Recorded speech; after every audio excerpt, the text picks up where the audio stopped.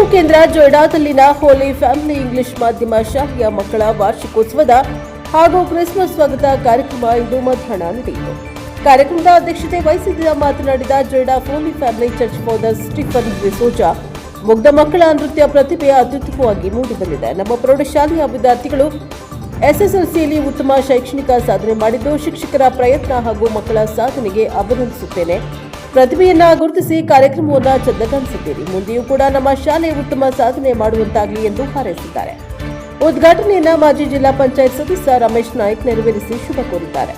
ಶಾಲಾ ಮುಖ್ಯೋಪಾಧ್ಯಾಯಕ್ಕೆ ಸಿಸ್ಟರ್ ಶ್ಯಾಮಲಾ ಶಾಲಾ ಶೈಕ್ಷಣಿಕ ಪ್ರಗತಿ, ಮಕ್ಕಳ ಸಾಧನೆ ಹಾಗೂ ಶಾಲೆಯ ಶೈಕ್ಷಣಿಕ ಚಟುವಟಿಕೆ ಕುರಿತು ವರದಿ ವಾಚನ ಮಾಡಿ ಮಾಹಿತಿಯನ್ನು ಹಂಚಿಕೊಂಡರು. ಕಾರ್ಯಕ್ರಮದ ಆರಂಭದಲ್ಲಿ ಶಿಕ್ಷಕ ಟೋನಿ ಡಿಸೋಜಾ ನೇತೃತ್ವದಲ್ಲಿ ಅತಿಥಿಗಳನ್ನ ಶಾಲಾ ಮಕ್ಕಳು ಬ್ಯಾಂಡ್ ಬಾರಿಸಿ ಪಥಸಂಚಲನ ನಡೆಸಿ ಗೌರವಪೂರ್ವಕವಾಗಿ ವೇದಿಕೆಗೆ ಕರೆತರಲಾಯಿತು. ಶಾಲಾ ಮಕ್ಕಳಿಂದ ವಿವಿಧ ನೃತ್ಯ ಸ್ಪರ್ಧೆಗಳು ನಡೆದು ಮುಗ್ಧ ಮಕ್ಕಳ ಮನಮೋಹಕ ನೃತ್ಯ ನರ್ತಿದ್ದ ಪಾಲಕರ ಮನಸೂರೆಗೊಂಡಿತು.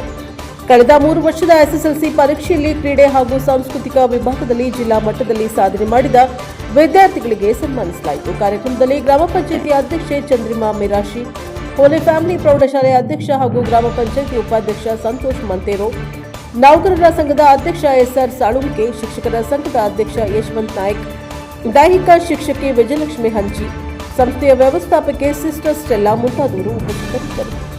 Bureau report Harish Madhureddy, NKS TV4 Joida.